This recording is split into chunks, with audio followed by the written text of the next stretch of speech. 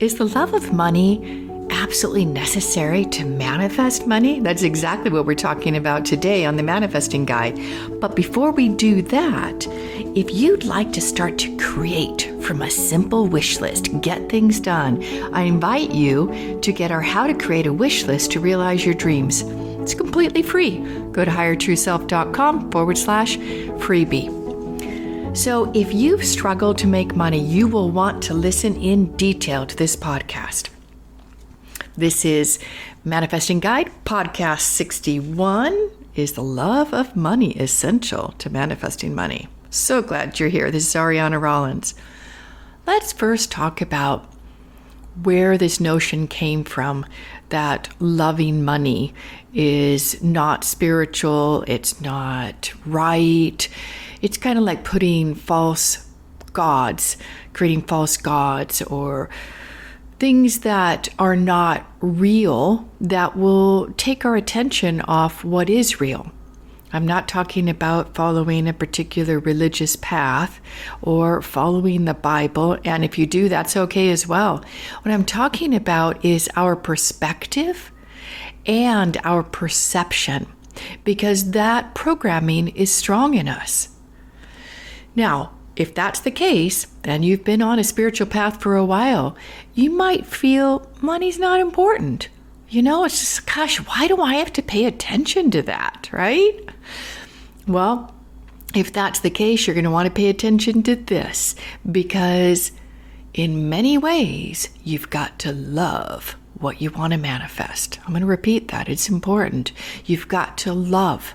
You've got to have a passion. You've got to have an excitement and eagerness for what it is you want to manifest, whether it's new relationship or whether it is a deeper connection and intimacy in your marriage, or whether it is to move house into a house that you love and you're tired of living in a place where it's noisy, or you don't have a great connection with neighbors, or maybe you want to move countries, you want to start a new life.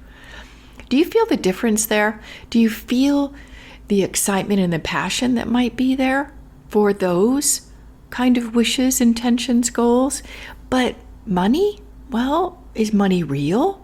I don't think so. If you live in the United States, well, maybe all countries are like this, you know that they can print more money. They manage and control the economy through changing the interest rates, so that if the economy is going down and it looks like we're going into a recession, they're going to bump up the interest rates. So if you want to buy a house, you're going to have to pay more in interest. And they manage these things like these. And for anyone who's intelligent, it's not real. It's not real at all. So how do we put our excitement, our energy, our passion into something that's not real? Creating it, managing it, manifesting it. This is a question. It's a really important question. But let's first talk about, I'm going to go into detail, what can block manifesting money. A few things is if there's a high need. So say that you don't have the money and resources to pay the essentials, to pay your bills.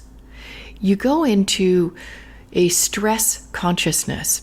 Your brain waves are actually vibrating at a beta consciousness, which is not the place or time to learn something new, or to problem solve, or to tap into your unconscious mind or your intuition to get things done. You're in this fight or flight. I gotta do it. And when you don't have any respite from that stress state, when you're in that active mind, or even maybe your body's doing lots of things to try to make it happen, you're not receptive. There is a certain necessity to manifesting that you need to be in a passive receptive state to receive. And when you're in that high stress beta consciousness, it's very hard to receive, very hard to learn, very hard to do things any differently than what you're doing. And we know that often we can't solve a problem in the same mind that created it, right? We've all been there. So what blocks manifesting? That's number one, a high stress state. You really need it. It's got to happen. And it's like you're squeezing your hands on the steering wheel, white knuckling it. We don't manifest from that place. We've got to be in a place of flow and grace and ease. Another thing that can block manifesting money, you've failed before. You've set intentions and goals to increase your income and get a better job, and you've not successfully accomplished it. Your unconscious mind remembers those failures, and if we've done it enough times, it tries to protect us by not even letting us set the objective, set the goal, or that we'll get sidetracked immediately after setting it, because a part of you knows, I failed before. What's different now? It's not going to happen. So you're just kind of going through the motions. Your heart's not in it. Your passion's not in it. And you don't think you're going to be successful. So that's number 2. So high stress state, beta consciousness. 2, you failed before. 3, you're on a spiritual path and you don't really believe money is important. Doesn't matter. That's what I started to talk about a little bit earlier. Now, many people are able to manifest money. This does not, not everybody struggles with this, but enough people do, is why I wanted to address this. So if you're on a spiritual path and money's fake and it's just this game of this planet, how do you convince yourself that it's important? Well, some of us will do things like turning up the stress hormones, getting the adrenaline going. So you make it important, you make it a high priority, and you try to do this from this stressed consciousness. It's not going to happen. And here's the thing, if you're on a spiritual path and you're an authentic, genuine person, you can't lie to yourself very long. A part of you knows the truth, that it's not real and it doesn't matter. But you still need to manifest money. So what are we going to do? We're going to talk about that in just a moment. But let me cover number 4. What blocks manifesting money is low self-worth. Now, this can sneak up on us. Now, it could come from a lack of success in making money. Well, mustn't be worthy of making money. It's not happening. The world's giving me a feedback. Or you've been in a challenging relationship and your self-worth is in a toilet. You doubt yourself. Your confidence is low that you can actually accomplish it. And again, the unconscious mind, your body is a storehouse of all your experiences, and you've got lots of evidence, right? So you don't believe, you don't have faith in yourself. So these top 4 blocks to manifesting money, they're not something that a simple affirmation can do or EFT tapping. And I don't dismiss any of those. They have their place. But when we have a track record of not succeeding at it, that's where it becomes stronger. And you do not want to lie to yourself. Tapping for something that's not real is so not okay on this path of manifesting. So what can you do? Well, a couple things. You can sneak up on it. And this is a trick that I've taught my clients over the years, is what will the money bring you? What will you be able to do with it? So is it to move to a new house? Maybe that's the target. Maybe that's the goal. Is it to have some more time with family, loved ones? So maybe the target is to improve the quality of your relationship, or if you're married, the intimacy, the connection, the quality time. Now, is money part of that? It very well could be. So think about it. If your target is something that's super important to you, you're excited about, you're passionate about, then your unconscious mind can start to focus your time and energy into making that happen.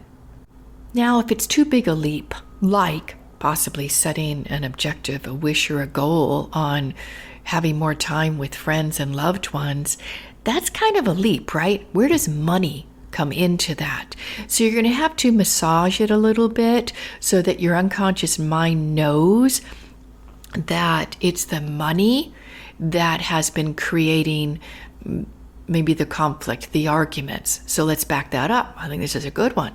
Is if you're married and one of your biggest bugaboos, your biggest subjects that you don't agree on with your spouse is how you spend money, how you make money, then that is enough evidence that if you had your business making more money, you increased your income at your job, you asked for a pay rise, if you're in a job where you can earn commissions, that you start to be better at selling. So you could set an objective that would create, and it could be that you come to peacefulness in relating to your spouse around money. That's still a little bit soft, a little bit weak, and it may not be so clear to your unconscious mind. Let's review that and get that a little tighter. Another one could be perhaps you change your mindset around money. Ooh, we're getting there. That's a bit of a juicy one, isn't it? What if you transformed money as a way of seeing energy coming to you? Like you take a breath and you exhale. Take another breath, you exhale. Money comes in, money comes out. Sometimes if people are struggling manifesting money, they're holding too tightly to what they have and they can get a little bit stingy, a little bit miserly. So what if you started to feel relaxed around money? I know there's a lot of instruction on tithing. It's not something that I'm recommending, but if that's something that would work for you, a certain percentage, 10% of what's coming in, you start to give away, you can start to soften the edges of the fear and scarcity around money. Do you think that might help? Probably so. So we're looking at our mindset, aren't we? Mindset's everything. How we think about money, how we think about intimacy, how we think about partnerships, how we think about friendships, how we think about our health is what we manifest. That's beginning, middle, and end. That's the truth. So if you are looking to attract a new partner into your life and you're still worried that you could create the same kind of relationship you had in the past, or if you're trying to shed weight and you're looking at the scale and you know that you've tried 10 different diets, but none of them work other than the one that makes you give up all of your favorites, you have that track record of failure, disappointment, and you need to, I'm sorry to say this, but it's really true. You need to dissolve those beliefs, ways of being that are keeping that real in you. Now, some people say, well, I need a new experience. I need to go on a date where it's like I'm really attracted to the person and they like me. Then I'll believe something different. No, you have to believe it before you see it. I'm going to repeat that. Super important. You can't change your mental stance and your perception and your beliefs by proving it in the outside world first. You have to believe it before you see it. So as we start to wrap up, I would love to know what you got out of this podcast. If you'd like to post below, if you listen to it, and as I posted on Facebook, I'd love to hear that.